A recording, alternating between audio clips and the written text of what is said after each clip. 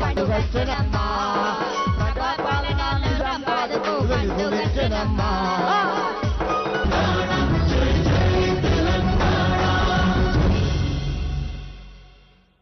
జయధ్వానాలతో ఆరంభమైన ఈ సభను గౌరవనీయులైన సభాధ్యక్షులు స్థానిక ఎమ్మెల్యే భూపతి రెడ్డి గారు రాజశేఖర రెడ్డి గారు మన జిల్లాకు తెలంగాణ యూనివర్సిటీ ఇచ్చారు. అప్పుడు తెలంగాణ ఉద్యమంలో అది నా నియోజకవర్గంలోనే ఉన్నది. మరి ఇప్పుడు మరి ముఖ్యమంత్రి గారు మనకు ఇంజనీరింగ్ కళాశాలను ప్రకటించడం, అది క్లాసులు కూడా ఇప్పుడు నడుస్తూ ఉన్నాయి. ఇప్పుడు అదేవిధంగా మనది వ్యవసాయ కళాశాల కాబట్టి, మరి వ్యవసాయ జిల్లా కాబట్టి వ్యవసాయ కళాశాలను కూడా ఇచ్చినటువంటి ముఖ్యమంత్రి గారికి ప్రత్యేకమైన ధన్యవాదాలు తెలియజేసుకుంటా ఉన్నాను.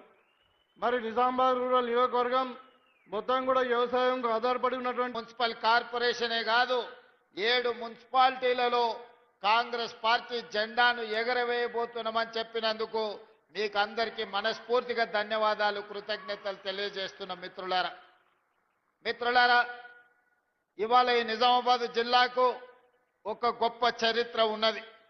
ఈ చరిత్ర గురించి ఈరోజు మనం మాట్లాడుకోవాల్సి వస్తే, నా తెలంగాణ కోటి రతనాల వీణాని నినదించిన దాశరథి ఈ నిజామాబాదు గడ్డ మీద పుట్టిన బిడ్డ.